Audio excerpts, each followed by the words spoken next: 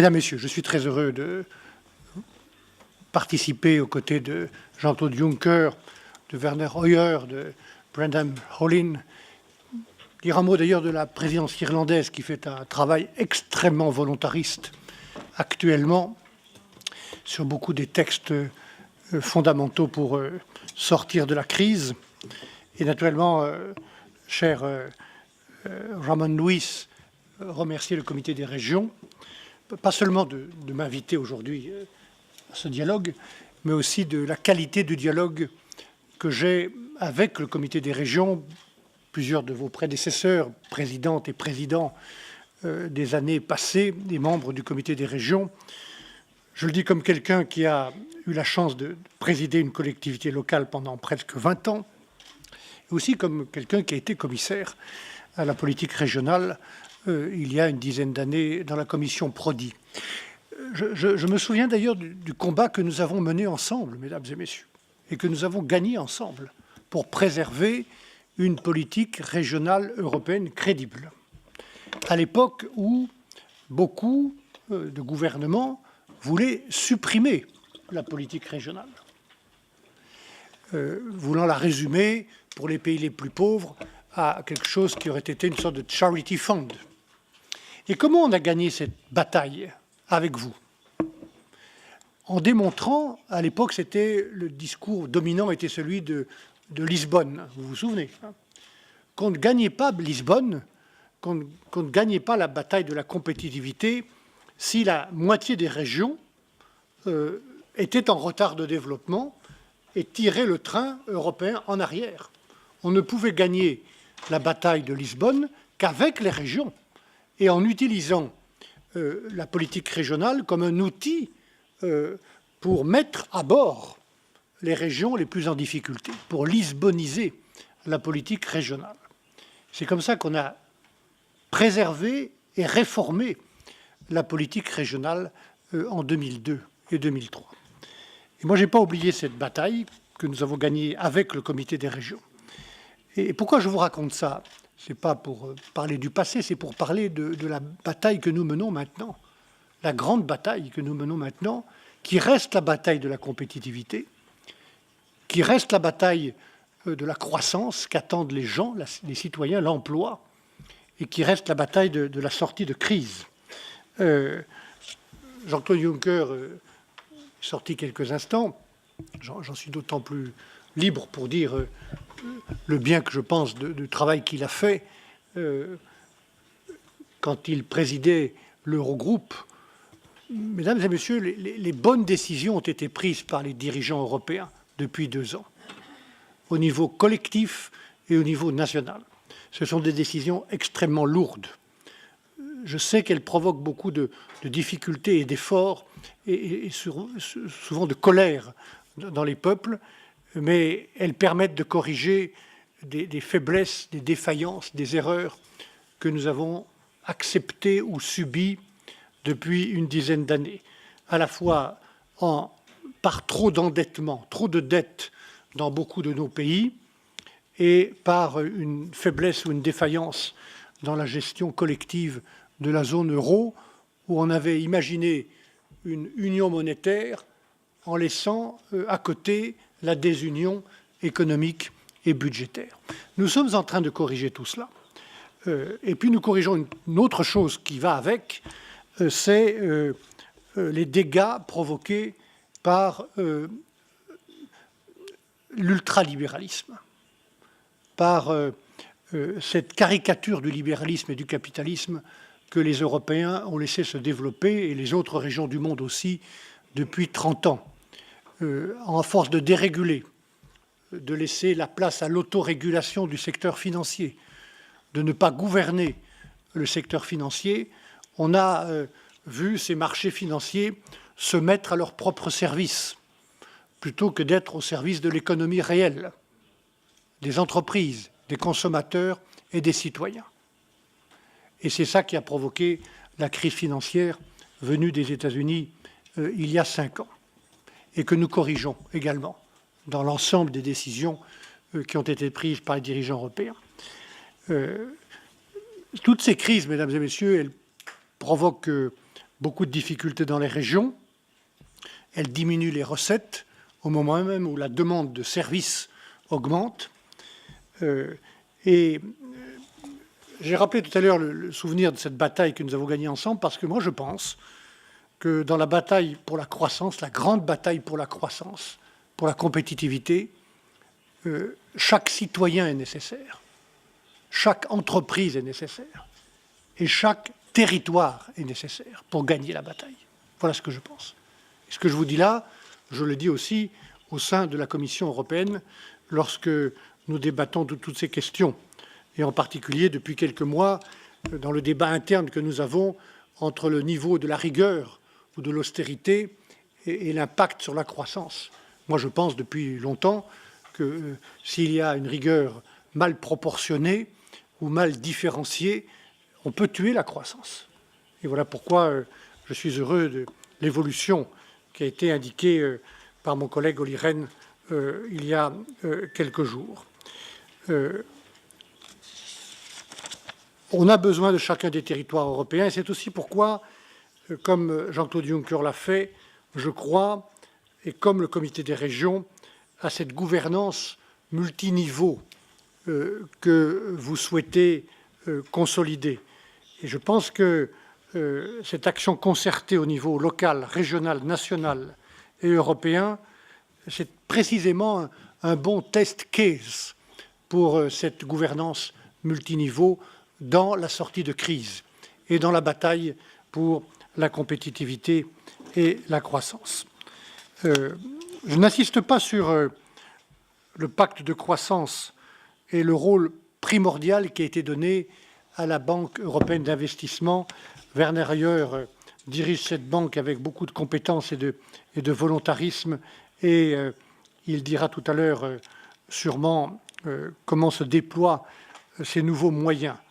Je voudrais insister, pour avoir une valeur ajoutée dans cette discussion, sur deux outils non budgétaires qui peuvent contribuer, à condition que l'on applique bien les décisions prises en termes de gouvernance. Et Jean-Claude, je disais tout le bien que je pense du travail que tu as fait comme président de l'Eurogroupe pour que les dirigeants européens prennent les bonnes décisions depuis 2 ans. Maintenant, il faut faire ce qu'on a dit.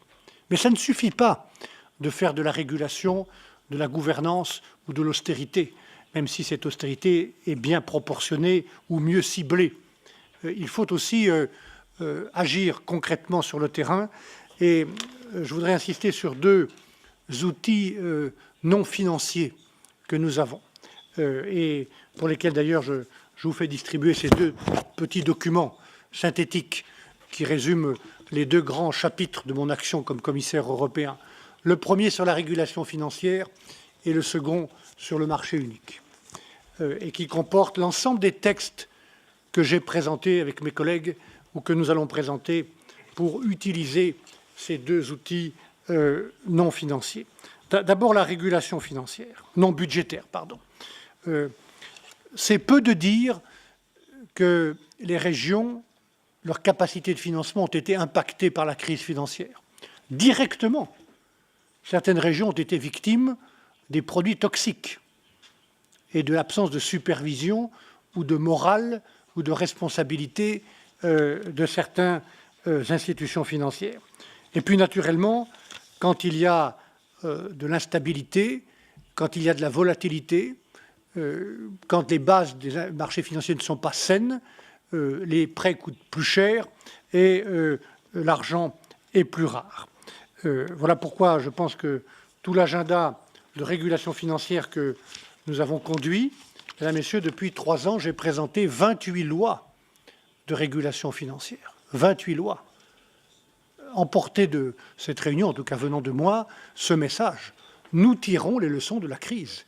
Aucun acteur financier, aucun produit financier, aucun secteur financier n'échappera à une régulation publique. Toutes ces lois ne sont pas opérationnelles, parce qu'il faut beaucoup de temps, entre 12 et 22 mois pour chacune de ces lois. Le temps de la démocratie, le temps de passer le cap du Conseil des ministres des Finances et du Parlement européen. Mais nous avançons et ces lois entrent en vigueur pour la plupart d'entre eux. J'ai eu le souci, dans toutes ces législations, de veiller au financement des territoires et des petites et moyennes entreprises, en particulier dans une loi majeure, Capital Requirement 4, CRD 4, ce sont les règles de Bâle, où nous avons introduit des mesures prudentielles beaucoup plus légères pour les banques qui vont prêter aux petites et moyennes entreprises à partir de 2014. Et je resterai attentif à toutes les sources de financement direct. Comme dans cet agenda financier, nous avons fait passer 2 textes, l'un sur le passeport pour le capital risque. Le capital risque est financé de manière insuffisante en Europe par rapport aux États-Unis, et nous voulons faciliter ce financement à l'échelle du marché unique grâce à ce nouveau passeport, ou le Fonds européen d'entrepreneuriat social qui est également voté récemment. Et de la même manière, sur les marchés spécifiques aux petites et moyennes entreprises, sur le régime comptable, sur les nouveaux instruments de titrisation ou sur l'encouragement au crowdfunding, nous prenons des mesures spécifiques pour les petites et moyennes entreprises. Voilà. Je voudrais insister sur le fait que cet agenda de régulation, il est lié à la crise. C'est donc un agenda de régulation réparatrice, réactive, préventif et parfois répressif. Je pense notamment à notre directive sur les abus de marché, parce que je pense qu'un certain nombre de banquiers auraient dû ou devraient aller en prison et que les abus de marché ne sont pas suffisamment sanctionnés. Mais moi, je voudrais passer de cet agenda de régulation réparatrice par rapport à la crise à un agenda de régulation proactif ou dynamique pour la croissance. C'est précisément ce que je fais avec le crowdfunding, avec l'entrepreneuriat social ou avec le fonds de capital risque. Pas seulement tirer les leçons de la crise, mais aussi encourager par la régulation le financement de l'économie réelle, notamment sur le long terme. Voilà pourquoi, Monsieur le Président, Mesdames et Messieurs, j'attache beaucoup de prix à la consultation que nous venons d'ouvrir et qui est ouverte jusqu'à la fin du mois de juin sur le financement de l'économie de long terme. Nous avons publié un livre vert sur le financement de l'économie de long terme pour recueillir toutes les bonnes idées sur cette régulation proactive. Comment certains acteurs non bancaires, je pense aux fonds de pension, je pense aux compagnies d'assurance, ou les marchés financiers, notamment obligataires, peuvent-ils être encouragés à compléter l'action des banques commerciales pour financer les territoires?